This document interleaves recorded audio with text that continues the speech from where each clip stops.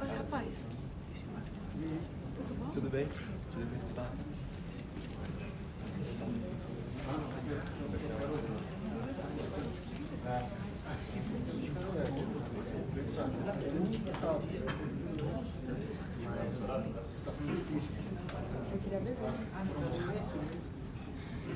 Gente, boa noite. Boa noite.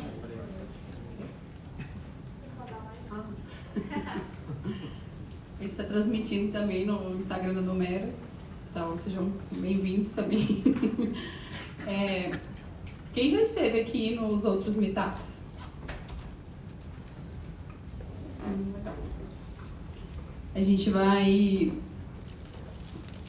Hoje a gente vai começar falando, o tema do nosso meetup vai ser o início de People Analytics. Como estruturar a área, como escolher os primeiros projetos. E esse tema ele veio muito da resposta dos formulários que a gente está enviando depois do evento, e foi uma solicitação de como que a gente dá esses primeiros passos, né? Então, eu vou dar agora uns passos para trás para falar. A Numera está organizando esse evento agora em parceria com o LinkedIn, justamente para fomentar a comunidade de People Analytics, a gente conseguir discutir mais sobre o tema. Então, a gente está enviando esse formulário no final do evento. É muito importante que vocês respondam justamente para a gente conseguir trazer os temas e a abordagem que façam mais sentido para vocês. Então, por isso que a gente agora deu 2 passos para trás para dar esses passos iniciais de novo de People Analytics, como implementar a área, como escolher os primeiros projetos. Hoje a gente vai ter a introdução do Giovanni, que é da Numera. Depois a gente vai ter um case apresentado pelo Rogério e, em seguida, um case apresentado pelo Alexandre. Para mandar as perguntas, a gente usa essa plataforma. Aqui tem um LinkedIn e tem a rede LinkedIn Guest. É só vocês fazerem também o login se a internet não estiver muito boa. O pessoal do Instagram também pode mandar as perguntas. E no final dos 2 cases, a gente faz as perguntas para o pessoal. E lá vocês podem votar também as perguntas que vocês acharem mais relevantes. Porque como o tempo é um pouquinho apertado, a gente vai fazer só as principais.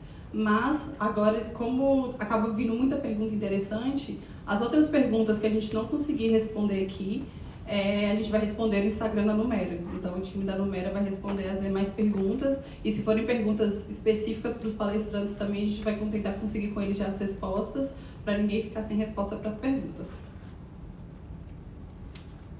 Depois eu vou deixar disponível de novo para vocês, mas é só colocar na hashtag lá People Analytics, e já podem ir mandando as perguntas e voltando nas que vocês acharem mais interessantes, tá bom? Então, vou chamar o Giovanni para começar a introdução. Olá, pessoal, boa noite. Boa noite. Tudo bom? Tudo bom. Todos anotaram? Uhum. Importante que vocês participem, olhem lá o endereço, façam perguntas ao longo do que a gente está falando, que elas vão ficar sendo ranqueadas, e aí o pessoal que vê uma pergunta interessante pode ir lá votar, dá o like e ela vai subindo para que essa pergunta seja respondida. Então anotem o endereço, façam as perguntas lá e, de novo, aquelas que a gente não conseguir responder hoje, depois a gente publica em Instagram, LinkedIn, a gente vai acessar o pessoal que vai fazer a apresentação dos cases também para responder isso. Ok? Anotado agora? Beleza. Bom, o Henrique falou, meu nome é Giovanni, eu sou um dos fundadores da Numera. Numera é uma empresa de consultoria e de treinamento neste campo que vocês parecem estar interessados. People Analytics, correto? Quem é de RH aqui? Quase todo mundo, fora RH. TI? Quem não é de RH e TI é do quê? É do diverso? Analytics. Analytics como uma área legal. Bacana. RH, TI e Analytics. E a grande pergunta que a gente tem e que é recursiva, quando o pessoal chega para, enfim, pedir alguma dica para a gente ou em eventos parecidos com esse, é essa. Por onde eu começo com uma área de People Analytics? E por vezes, quando você não tem um patrocínio direto, você não tem um corpo executivo que está convencido de que você deveria fazer People Analytics, já não tem aquele budget reservado, talvez a dificuldade seja um pouco maior. Porque você precisa colocar de pé a análise sem ter gente, sem ter dinheiro para, enfim, provar o valor daquele negócio e conseguir mais verba para te patrocinar nos próximos projetos. É sobre isso que eu quero tentar falar um pouquinho aqui para vocês, na verdade só uma introdução, porque quem vai demonstrar como fez isso na prática são dois caras que vêm depois de mim. O primeiro ponto que eu queria falar de People Analytics, que não é uma relação direta, mas que tem relação com o contexto em que a gente discute coisas. Eu queria falar sobre 3 principais aspectos que geram grande dificuldade que a gente tem com a ausência de análises ou com análises superficiais, com a possibilidade da gente não explorar suficientemente os campos em que a gente tem a capacidade de trazer ganhos financeiros ou trazer ganhos de processo, enfim, trazer ganhos para a gestão de pessoas. E eu gosto de explorar essa possibilidade, essa incapacidade que a gente tem nesses 3 principais pilares. O primeiro deles é conhecimento. E o que eu digo por conhecimento? Não estou falando da nossa ausência pessoal de conhecimento, ou enfim, da pessoa não estar capacitada suficientemente para explorar o problema de negócio de que a gente está falando dentro desse contexto de gestão de pessoas. Eu estou falando do senso comum que geralmente a gente tem de acreditar ou de usar como instrumento basicamente o empirismo que a gente desenvolveu. A nossa experiência da nossa carreira profissional de, eu sei que quando uma evasão de pessoas ocorre numa empresa é majoritariamente porque, sei lá, porque o salário do mercado é mais alto ou porque é um problema de engajamento. E eu tenho isso na minha cabeça porque eventualmente em uma empresa anterior que eu trabalhei, isso aconteceu. É desse tipo de conhecimento que eu falo, da gente acreditar unicamente daquilo que vem de experiências pelas quais passamos. E o grande ponto que a gente tem a combater aqui é o seguinte: a gente deveria ter condições de acessar o conhecimento que outras pessoas que vieram antes e estudaram nesse campo desenvolveram sobre aquele fenômeno que a gente está analisando, que a gente está estudando. Então, quando eu digo que a gente tem uma deficiência de conhecimento sobre os temas de que a gente trata em People Analytics, o que eu estou querendo dizer aqui é, se eu vou falar de turnover, quais são as principais teorias organizacionais sobre turnover, sobre a evasão de pessoas? Quem aqui costuma ler um artigo antes de fazer um projeto de, sei lá, análise de turnover? Pode levantar a mão. Legal, já tem gente aqui, isso é bom. Recomendação aqui, pessoal, é não acreditar só naquilo que a gente já desenvolveu e buscar o conhecimento de outros que nos precederam nessas áreas para que a gente construa em cima disso. E aí, fontes para a gente explorar esse tipo de coisa. Primeiro, artigo acadêmico é sensacional, é uma fonte gigantesca da gente obter conteúdo sobre temas organizacionais, turnover, engajamento, retenção, enfim, de todos os tópicos que você queira saber do ponto de vista, que queira saber nesse pilar organizacional, muito possivelmente você vai achar alguém que já pesquisou sobre isso antes de você. Tem um problema aqui, né? Artigos acadêmicos são densos demais e a gente tem um tempo limitado. Não é adequado a gente achar que no contexto organizacional a gente vai ter as mesmas condições que a gente tem na academia para fazer pesquisa e desenvolver um estudo amplo. Geralmente, no ambiente corporativo, a gente precisa tomar decisões mais rápidas. Os nossos projetos são de mais curto prazo. A gente precisa entregar resultados de maneira muito mais dinâmica do que ocorre na academia. Nesse sentido de que existe uma infinidade de outras fontes de informações que a gente consegue usar para construir essa base de conhecimento que a gente precisa para analisar os fenômenos. Quem que lê Medium? Também tem alguns, isso é legal. Medium é uma fonte sensacional de informações para a gente construir esse arcabouço. A proposta de Medium é você ter conteúdo um pouco mais denso do que você tem dessas matérias comerciais. Pocket é uma outra fonte sensacional.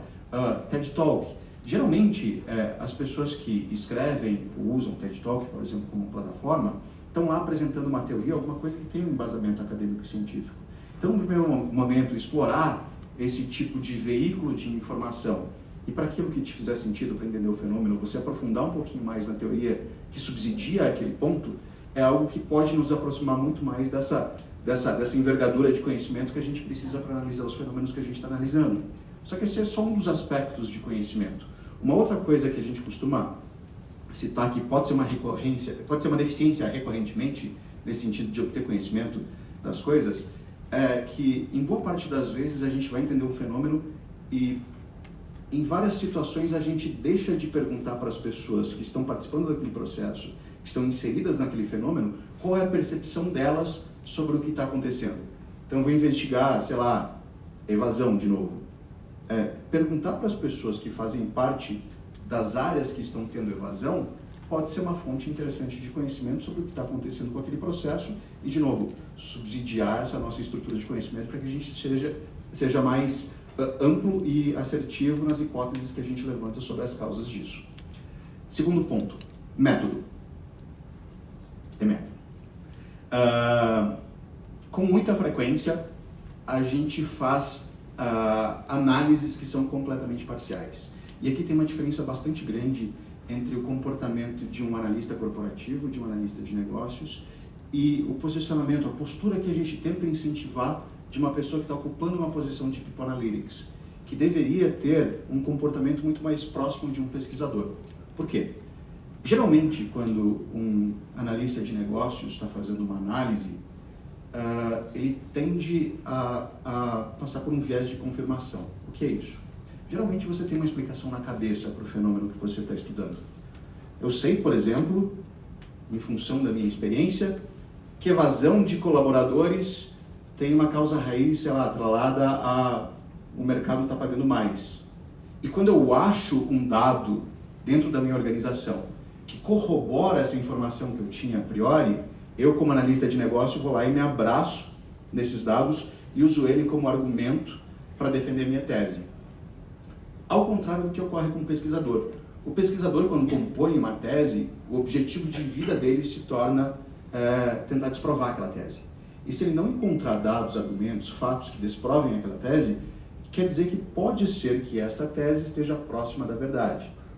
Então, quando eu digo que a gente precisa de método aqui, a gente criar uma estrutura que seja minimamente suficiente para te gerar análises que sejam mais imparciais, para tirar teus vieses, para evitar ou buscar evitar que você caia na menor quantidade possível de armadilhas, de viés inconscientes, falácias lógicas, e que te faça ser o mais imparcial possível neste processo de analisar alguma coisa.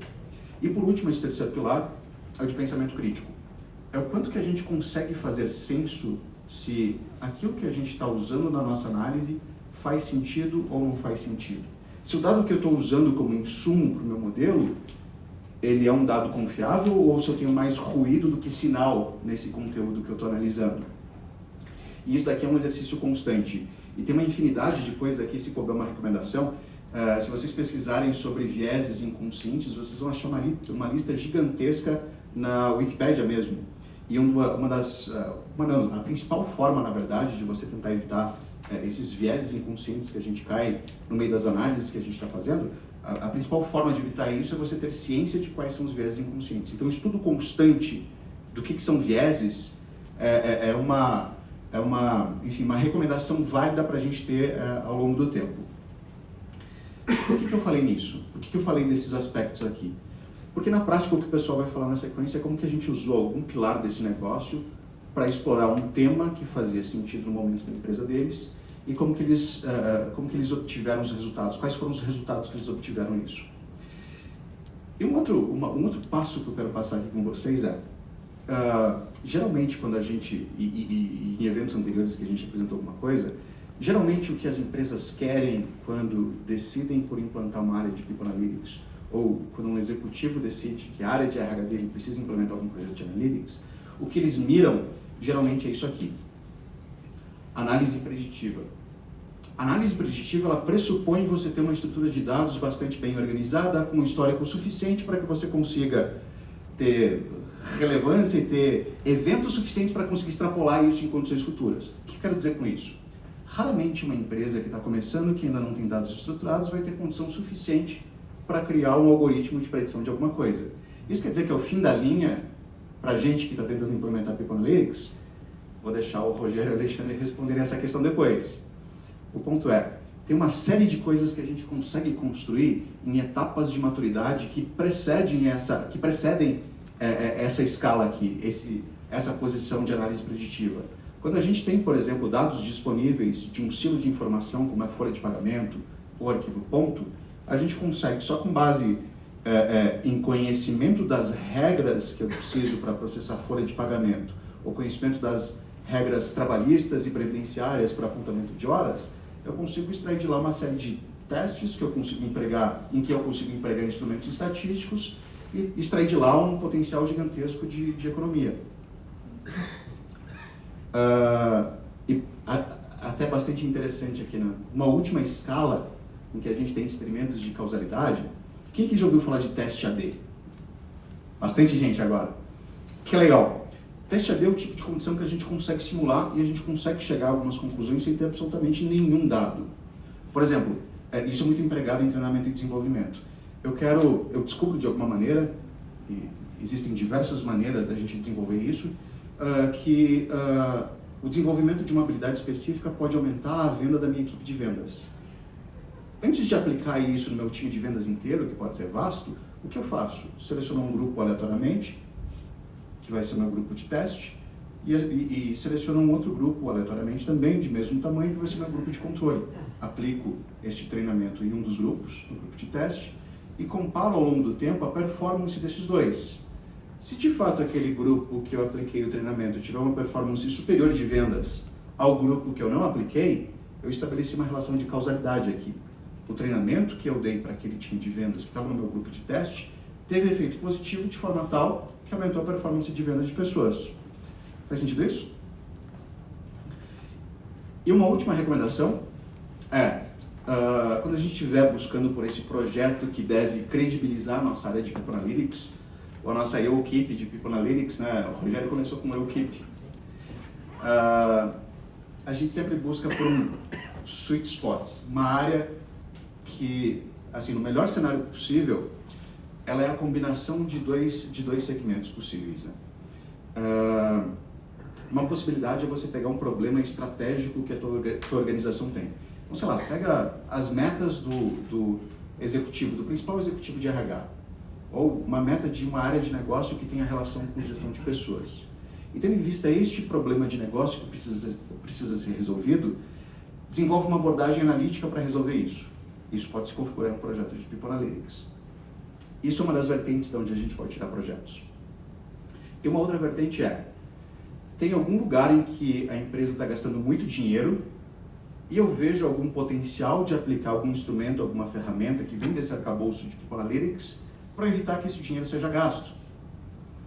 Ou, sei lá, algum problema de negócio que me faça ganhar dinheiro. E se houver a combinação dos dois, aí a gente tem um cenário perfeito, porque eu resolvo um problema estratégico e tenho uma recuperação de dinheiro. Para quem lê bastante artigo de People Analytics, enfim, tem um livro do Google mesmo, aquele livro amarelinho, Um Novo Jeito de Trabalhar, é bastante comum a gente se perder nesses projetos de Analytics que são muito interessantes. Por exemplo, o Google fez um projeto que o objetivo era que os funcionários tivessem uma vida muito saudável. Projeto legítimo, interessante e tudo mais, com uma série de possibilidades da gente executar coisas. Só que no final do dia, aquilo que mais faz brilhar o olho do executivo, que mais vai te dar força para você ter patrocínio para os próximos projetos, surgem desses dois silos, com um problema estratégico, ou tem um grande potencial de recuperar dinheiro, ou da combinação desses dois. Aí é o cenário perfeito. Pessoal, isso daqui era só uma breve introdução para o pessoal para o Alexandre e para o Rogério darem um pouco mais do como que foi essa trajetória de eles comporem a área de People Analytics e como que foi a seleção dos primeiros projetos. Espero que vocês aproveitem. Volto a dizer que tem aquele endereço, Slido, #People Analytics. Façam as perguntas lá, podem fazer perguntas direcionadas. Deixo os meus contatos aqui para quem quiser fazer perguntas direcionadas, seja pelo Slido, seja por e-mail, telefone depois. Fiquem à vontade e aproveitem o dia. Rogério, por favor.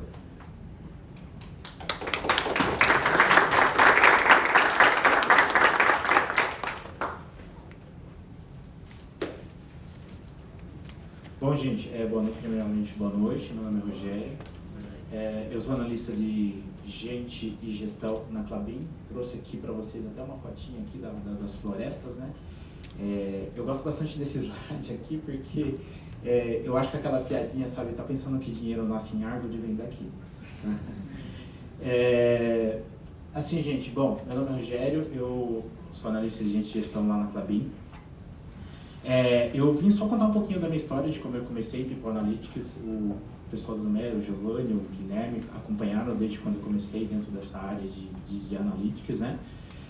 Eu posso dizer que eu basicamente já passei por quase todas as áreas de recursos humanos. Eu comecei atualizando carteira profissional, passei pela folha de pagamento, passei por empresas em que calculavam, processavam a parte de pessoas por células, né? Férias, 13º, fundo de garantia.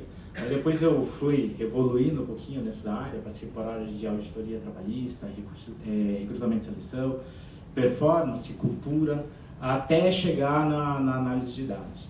E como que eu descobri essa parte de People Analytics? Eu descobri meio que por acaso, assim, gente. Primeiro porque o primeiro contato que eu tive foi em matéria de exatas. Eu estava fazendo uma matéria de aluno especial de mestrado de engenharia de produção. E lá a gente fez uma matéria chamada pesquisa operacional. E dentro de pesquisa operacional a gente tem um livro bem grandão assim, ó. E eu estava fazendo algumas pesquisas, para quem é da área de engenharia, de exatas, a gente faz bastante análises de otimização, né? Ou processos de otimização, né? E eu comecei a descobrir algumas coisas, por exemplo, no solver do Excel. O solver do Excel traz algumas respostas para a gente, algumas análises. E dentro desse livro grandão tem um exercício lá que é a otimização de férias utilizando o solver. Eu falei, putz, é isso aqui. Eu sempre tive uma reflexão muito grande, que a gente faz muita coisa dentro do RH, só que o RH a gente tem uma questão que é mais ou menos assim, a gente ainda é muito visto com aquela área que o pessoal abraça a árvore, a gente não tem dados, a gente não tem informação que embase e dê suporte para o negócio, vamos dizer assim. Bom, daí só falando agora da onde eu estou, né, gente, até uma contrapartida, agradecer a oportunidade de estar aqui, tanto com o pessoal da Numera como para a Klabin. Eu agradeço a oportunidade de falar um pouquinho sobre o nosso case, né? Então, a Klabin é uma empresa de quase 120 anos, a gente tem 18 unidades no Brasil, uma na Argentina, e alguns escritórios espalhados em alguns países. A Klabin hoje ela tem alguns negócios, né? Então a gente tem unidades assim no Amazonas, na Bahia, Minas Gerais, São Paulo, Paraná, Santa Catarina, né? E o nosso negócio está dividido basicamente na área florestal, que daí assim é a matéria-prima do nosso negócio, celulose, que são matéria-prima de fibra curta, fibra longa, né, para fazer alguns tipos de materiais, tipo papel ou fralda e assim por diante. Papel craft, que é aquele papel de embalagem, e a embalagem em si, que é a caixa de papelão para algum tipo de produção também, tá? Bom, a Klabin hoje é a maior produtora e exportadora de papéis do Brasil, é líder de produção em papéis, em cartões e embalagens, né? Tanto de sacos ondulados e sacos industriais, além de comercializar a madeira em tora mesmo, o pênis, né? Daí quando a gente fala disso aqui, né, gente, a primeira pergunta que a pessoa fala, nossa, quer dizer que vocês derrubam árvore? Então, é mais ou menos isso, tá? Porque daí assim, ó, quando a gente fala da nossa matéria-prima principal, sim, é a árvore, só que as nossas florestas são florestas 100% de reflorestamento, né? Existe uma tecnologia muito grande hoje de plantação de árvore que a gente consegue coletar ou pegar a matéria-prima lá, o pinus, por exemplo, em um ano já é possível fazer uma coleta. Bastante investimento em pesquisa e desenvolvimento, bastante investimento em análise genética avançada, a inteligência artificial. Hoje, por exemplo, é possível saber até qual que é a formiga que influencia no solo e que não vai prejudicar a produção, por exemplo, tá? É algo que é muito forte dentro desse tipo de indústria, né? É algo que é o core do negócio, vamos dizer assim, só que daí quando a gente olha, é uma das coisas que a gente costuma brincar lá dentro. Nossa, a gente sabe qual que é a formiga que interfere no solo, mas a gente não consegue saber quem que é a pessoa que deixa de marcar o cartão de ponto. Então são coisas assim que a gente tem tentado se conectar com o negócio para aproveitar a tecnologia que se tem para poder chegar numa coisa legal, numa coisa bacana. Então assim, a gente tem aqui alguns números, né? A gente planta mais de 90 árvores por minuto, isso dá quase que uma São Paulo e uma Curitiba, né? 216 mil hectares. 48% da nossa reserva é nativa, então a gente mantém bastante floresta nativa ainda, que não pode cortar, tombada pelo patrimônio e assim sucessivamente. A gente, em todas as nossas unidades, a gente faz processo de reciclagem, 91% todo o material que produz dentro da unidade ele é 91% reciclado hoje, tá? Bom, mas falando desse universo Klabin, a gente traz alguns números para vocês terem uma ideia de como que é esse universo e o tamanho do desafio que a gente tem lá, tá? Então aqui a gente tem, por exemplo, 19 mil colaboradores hoje, entre funcionários diretos e indiretos, né? Falando assim dos movimentos de folha, a gente tem aí quase que 5 mil ocorrências por mês. Como é que você sabe desse número? A gente tem lá um modelo de atendimento via CSC, então assim, para toda a ocorrência que se tem na folha, é aberto um chamado, tanto para a parte de que tem algum problema, vamos dizer assim, ou um atendimento básico mesmo, uma dúvida de um colaborador que tem com relação ao seu vale transporte, alguma solicitação de alteração e algo do gênero, tá? E falando até um pouquinho do que eu trouxe como problema hoje, gente, só para vocês terem uma ideia, nos últimos 12 meses, a gente teve aí 4 milhões de registros de ponto, não, ou 4 milhões de registros de ponto que passam pelo nosso sistema de controle de jornada. Para vocês terem uma ideia de como que esse número é grande, vamos dizer assim, como é que a gente trabalhou ele, né? Tem muita gente que fala assim, nossa, Rogério, é uma coisa muito grande, né? Qual que é o instrumento de Big Data que você usa para você tratar tudo isso, né? Aliás, é um dos desafios que eu trouxe aqui hoje, é a gente tentar demonstrar que com uma simples planilha de Excel a gente consegue extrair alguns insights e trazer algumas informações que demonstram esse início do processo de People Analytics dentro de uma empresa, ok? Bom, daí assim, gente, aqui é mais ou menos a estrutura de uma área, né, que é uma das coisas que as pessoas normalmente falam para mim também.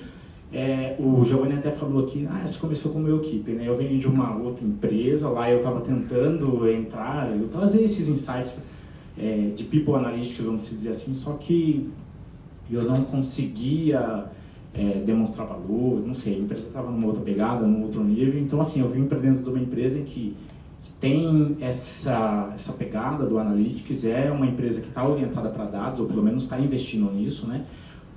Não só dentro de recursos humanos, todas as outras áreas, marketing, financeiro, o pessoal da produção nem se fala, eles já estão muito bem avançados nesse ponto, tá? Bom, então assim, eu trouxe uma estrutura bem básica, eu estou aqui em cima, aqui, ó, nessa parte de gestão de serviços, tá? Que a gente tem aqui gestão de performance, demanda, melhoria contínua e gestão de conhecimento. Qual que é o objetivo aqui, gente? O objetivo é a gente entender quais são as necessidades do nosso negócio, vamos dizer assim. A gente tem aqui os business partners que estão coletando esse tipo de necessidade. Ele entra por esses canais de atendimento e esses canais de atendimento distribuem o processo, vamos dizer assim, de processamento de folha e assim sucessivamente. E a gente está aqui em cima, entendendo o que está entrando para a gente conseguir aprofundar um pouco nas análises e devolver isso para o negócio, empoderando tanto os gestores quanto os business partners no sentido de eles terem informação para conseguir atuar dentro do negócio, tá? A gente tem aqui uma estrutura corporativa, que daí eles olham mais para os indicadores de negócio, então assim, só para dividir muito bem, a gente tem uma parte que está de serviços, que é onde eu estou inserido, que a gente está olhando mais para a eficiência operacional, e a gente tem uma outra estrutura ali de corporativa que eles estão olhando os indicadores de negócio, que são os indicadores tradicionais. Turnover, quantidade de admitidos, quantidade de saídas e assim sucessivamente. Ok? Bom, e daí assim, gente, quando a gente começa a fazer essas análises, a gente começar a procurar entender quais são as informações que a gente tem, quais são as entradas, quais são as principais saídas, né? Então, quando a gente começou a priorizar, uma das coisas que eu estava até comentando aqui com o pessoal que eu estava conversando no paralelo também, numa primeira rodada em que a gente começou a levantar quais eram os tipos de indicadores ou quais eram os tipos de análises que a gente ia fazer, juntou todo mundo numa sala, criou um grupo de trabalho, trouxe gestores, trouxe todas as áreas, remuneração, clima, desempenho, recrutamento e seleção e assim sucessivamente. A gente saiu de lá com uma lista de 400 indicadores. Então, assim, daí a gente fala assim, putz, a gente tem 400 indicadores aqui e daí acaba virando sempre o que acontece na prática, né? A gente olha muito, só que não faz absolutamente nada. E eu acho que esse é o principal desafio quando a gente está começando uma área de People Analytics, que a gente precisa saber priorizar. E daí é onde eu trago, gente, esse ciclo aqui, né, que fala um pouquinho. Eu estava até conversando com o Guilherme ali fora e ele falou que ele baseou todo o estudo dele de TCC nessa escala aqui, né, de maturidade de People Analytics dentro de uma empresa. E o Giovanni falou um pouquinho também aqui na introdução dele, onde a gente trazia essa questão, né, que primeiro a gente trabalha nas informações básicas e demográficas, que são esses indicadores de negócio. Turnover, recrutamento e seleção, índice de retenção e assim sucessivamente. Tá? São os indicadores básicos de recursos humanos. E normalmente quando as pessoas vão falar aqui, a primeira coisa que aparece é sempre o turnover. Nossa, eu quero saber qual que é o turnover da minha empresa. Em todo lugar que a gente vai, a gente escuta falar disso. Tá? Depois que ele começa a evoluir um pouquinho, a gente começa a fazer algum tipo de comparação com estatística básica mesmo. Comparar o absenteísmo da minha empresa com empresas do mesmo setor, ou até internamente mesmo entre setores, fazer comparação de horas extras, qual setor tem mais, qual setor tem menos. E evoluindo aí um pouquinho mais, a gente começa a fazer um pouco de análise multidimensional, que daí sim é você pegar os dados que você tem e fazer algumas atribuições de relação de causa e efeito, que por que as pessoas, você começa a se questionar, né? Por que a gente tem uma grande quantidade de horas extras? Por que a gente tem um alto turnover? E quando a gente começa a fazer esse tipo de questionamento, normalmente que daí entra um pouquinho mais da análise avançada de analytics, né? E onde a gente começa a partir para a predição e a gente utiliza lá os conceitos de machine learning, né? Que seria... hoje existem várias técnicas, né, que a gente pode se utilizar dentro da área de ciência de dados que conseguem prever o turnover, por exemplo, tá? Ou pelo menos predizer, dar uma noção de quais são os principais problemas de turnover. Falando dessa estrutura aqui, gente, que daí é uma das coisas em que eu fico fazendo uma reflexão bem grande, aonde eu estou dentro desse nível. E quando a gente chegou, ou onde nós estamos lá na Klabin, né? E quando eu cheguei lá, a primeira coisa que a gente tinha era esses indicadores básicos. Esses indicadores básicos, tem gente que fala assim, né? Que daí foi uma das coisas que eu estava conversando com um outro consultor outro dia, e ele falou assim para mim, Rogério, que você só está fazendo a autópsia. Eu concordo com ele. O indicador passado, vamos dizer assim, ele só mostra para a gente que já foi, aconteceu, tem um número lá, mas não tem o que a gente fazer. Só que assim, gente, eu também não diria que isso é um problema, porque assim, a partir dessa análise que a gente começa a enxergar coisas que a gente não estava enxergando. Então eu posso dizer para vocês que a gente está aqui do 1 passando para o 2, porque a gente já aprofundou em algumas análises, tá? Que daí é um pouquinho que eu vou demonstrar para vocês, que eu acho que com esse exemplo que eu trouxe aqui, que está relacionado sim à folha de pagamento, qualquer um de vocês que está aqui hoje conseguiria fazer esse tipo de análise, por exemplo, ok? Então assim, gente, quando a gente começou lá, a gente começou fazendo análises simples, como essa, por exemplo, tá?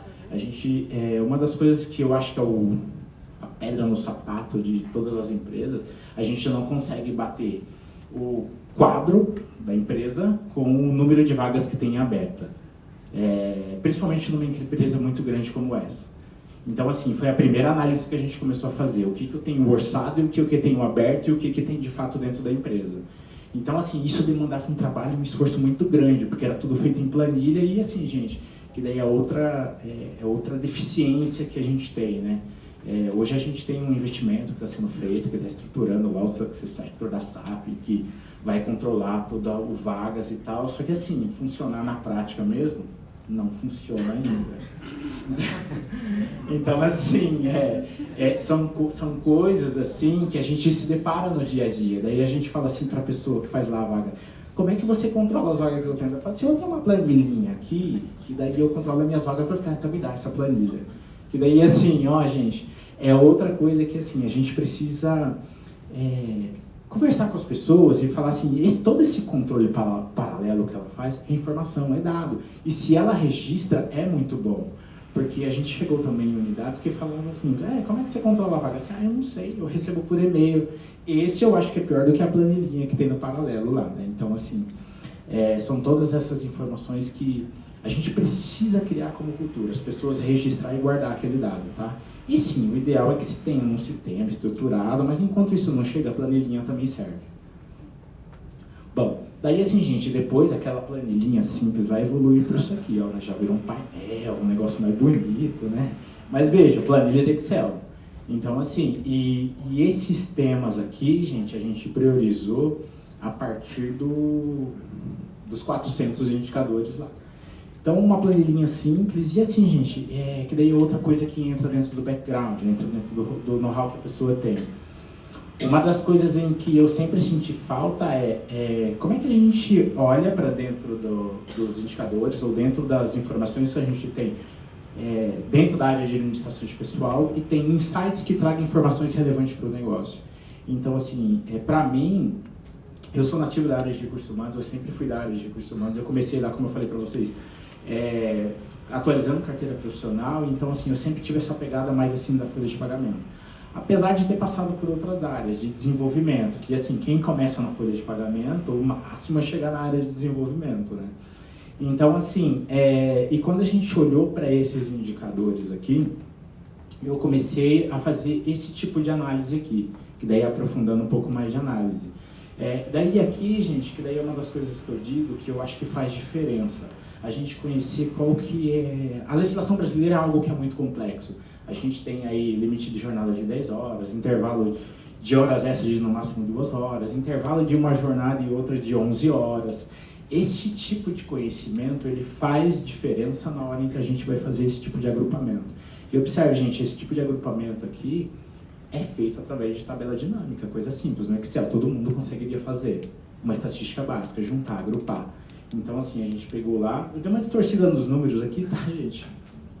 Era só por uma forma de ilustrar mesmo. Mas, assim, quando a gente fez esse tipo de análise, a gente conseguiu pegar muita, mas muita informação.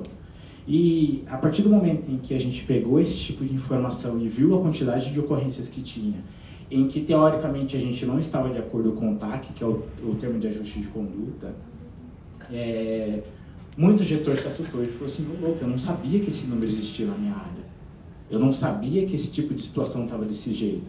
E aqui a gente tem algumas implicâncias, né? Além da implicância do valor do pagamento das horas extras, vamos dizer assim, né?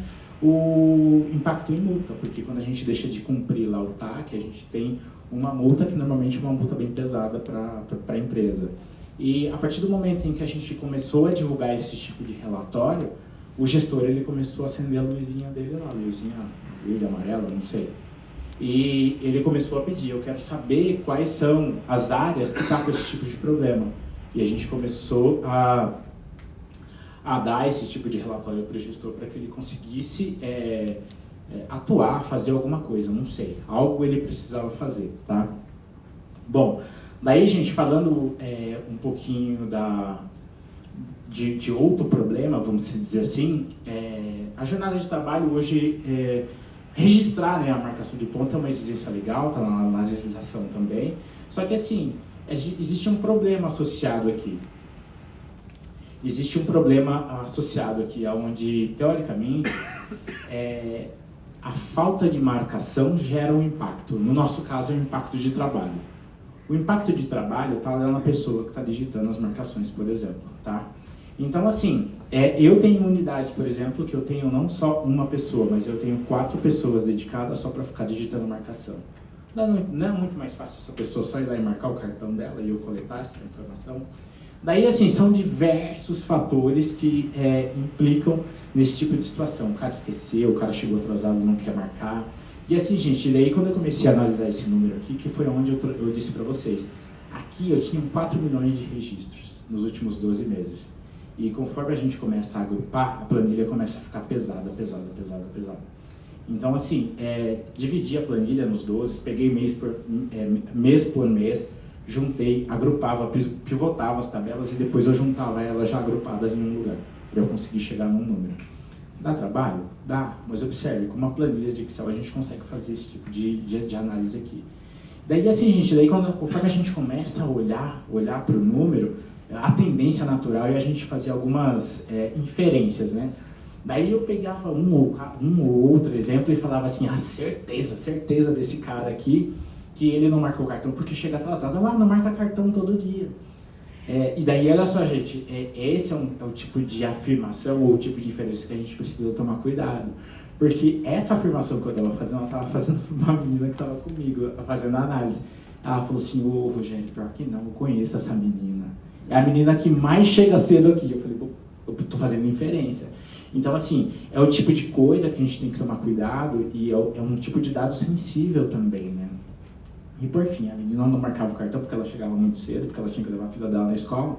Só que, assim, existe uma distância muito grande da onde ela precisa marcar o cartão e onde ela trabalha. Então, assim, até chegar no lugar onde ela precisava marcar o cartão, ela levava mais de 20 minutos. Então, ela preferia deixar de marcar.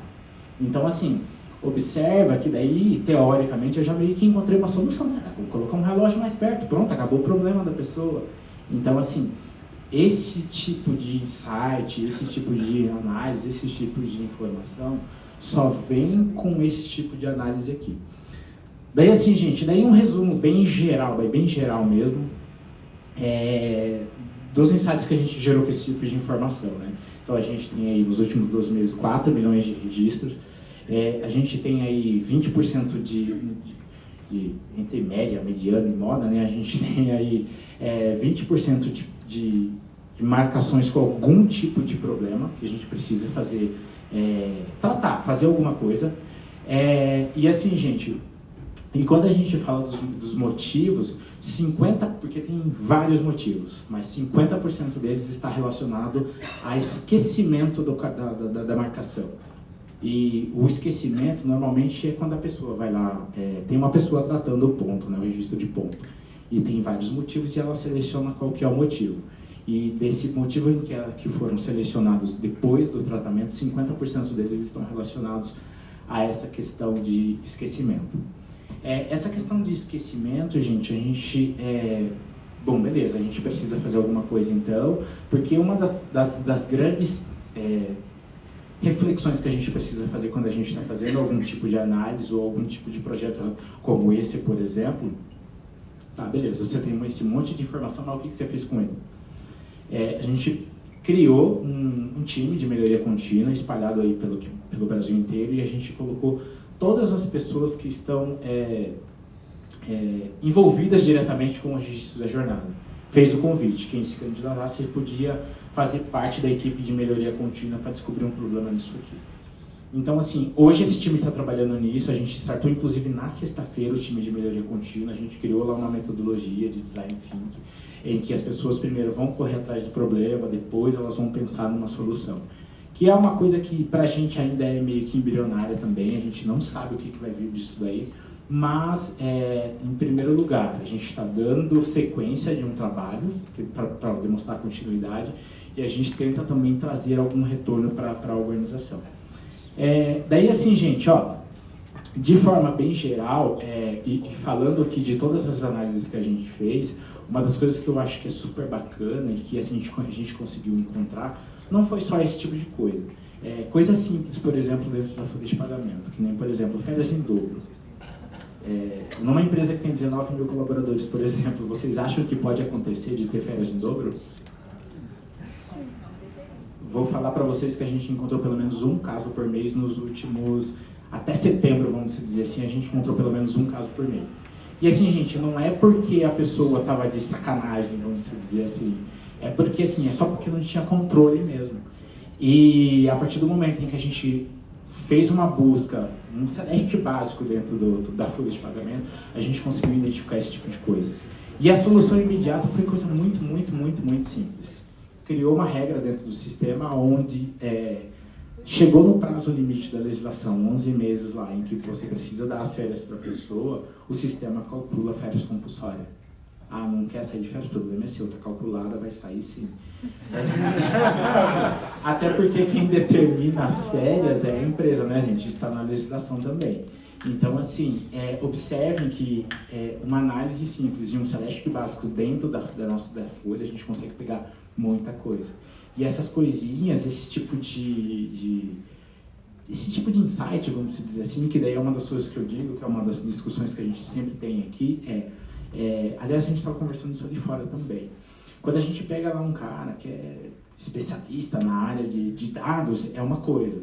Mas quando você pega esse mesmo cara especialista de dados e coloca ele junto com uma pessoa que conhece da regra de negócio, ela é super importante para a gente ter esse tipo de insight, tá? Que é uma das coisas que eu costumo dizer também, ninguém faz nada sozinho. Se a gente juntar as equipes, pegar esse pessoal que já está aí mais aprofundado em dados, é uma coisa que é bacana, tá? E assim, gente, daí hoje, como é que está hoje o nosso cenário? Só para vocês terem uma ideia, tá? A gente tem aqui uma arquitetura de dados, a gente tem um grande volume de dados que está saindo aqui do SAP, do BW. A gente tem algumas ferramentas que eu acho que é uma coisa que é bacana, que daí, assim, é um dos insights que eu trago também. Primeiro, a gente precisa trabalhar na organização dos dados. Então, hoje a gente contratou lá um Data Lake da Amazon, onde a gente está armazenando todos os dados de RH. Que essa planilhinha, sabe a planilhinha da linha de recrutamento e seleção? Ela vai sair da planilhinha e, teoricamente, deve entrar aí dentro dessa estrutura, tá? E, principalmente, gente, a gente está tentando empoderar os gestores, né?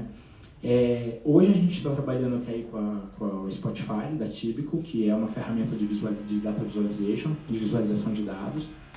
É uma ferramenta que já esteve no quadrante temático de Gartner lá, onde ele fala que era uma ferramenta legal e tal. Só que hoje a empresa está saindo do Spotify e está indo para o Power BI. Então, todas as consultas a gente está migrando para dentro do Power BI.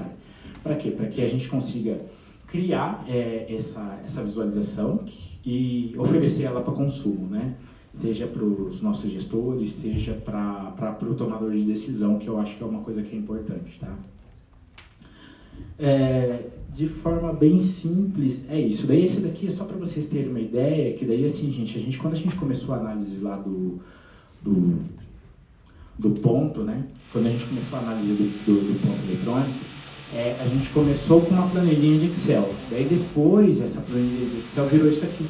É uma análise estruturada dentro do Spotify, que daí assim, a gente disponibiliza para o gestor acessa e ele consegue ver aqui, todas as quantidades de horas, quantidades de ausência de marcação e assim sucessivamente.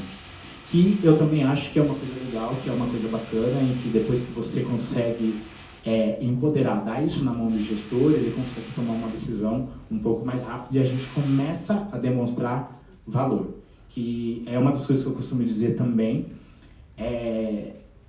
infelizmente, daí, né, gente, a gente só consegue apoio quando a gente começa a demonstrar valor. Aquele exemplo que eu falei para vocês da férias em dobro foi uma coisa que foi super legal, repercutiu e deu embasamento para a área.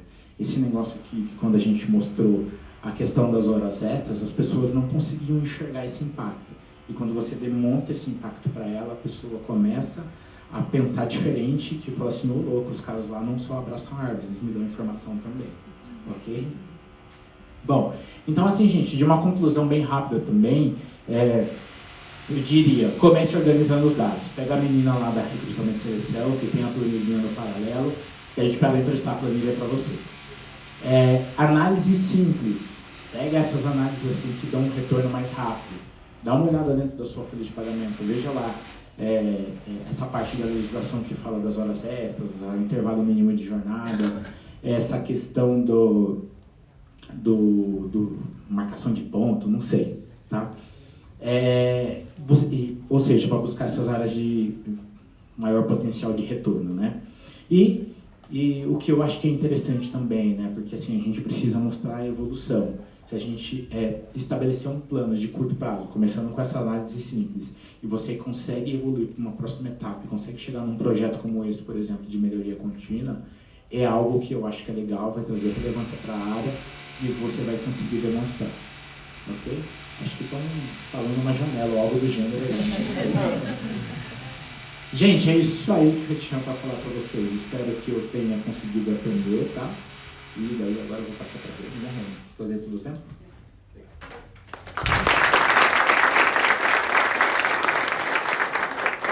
Gente, como tá com muita pergunta, o que vocês acham da gente não fazer o intervalo e já emendar? Porque aí dá mais tempo para as perguntas, né? Aproveitando, acho que a gente vai estar com um tempo bastante curto no final. Se vocês já quiserem adicionar as pessoas que estão aqui, já lembrem de liberar no LinkedIn. Vocês conseguem colocar lá para as pessoas próximas. Aí vocês já conseguem adicionar para já fazer um networking. Aproveitem. Como é que faz isso? Primeira coisa, vocês habilitam o Bluetooth. Acho que era bom. Fala, pera, acho que Aí tem um local, quando vocês vão adicionar pessoas, falar. tem a opção Nearby. Aí vai pegar as pessoas que estão próximas e vai aparecer lá para vocês conseguirem adicionar.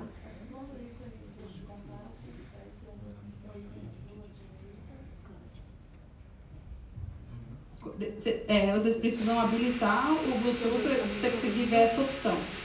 Aí vocês vão naquele negocinho de adicionar pessoas e lá vai começar a aparecer as pessoas que estão aqui e vocês conseguem adicionar. Lembrando o slide também para vocês poderem mandar as perguntas. E não esqueçam de votar nas perguntas que vocês acharem mais interessantes. Todo mundo conseguiu achar no LinkedIn a dica fácil? Agora vai.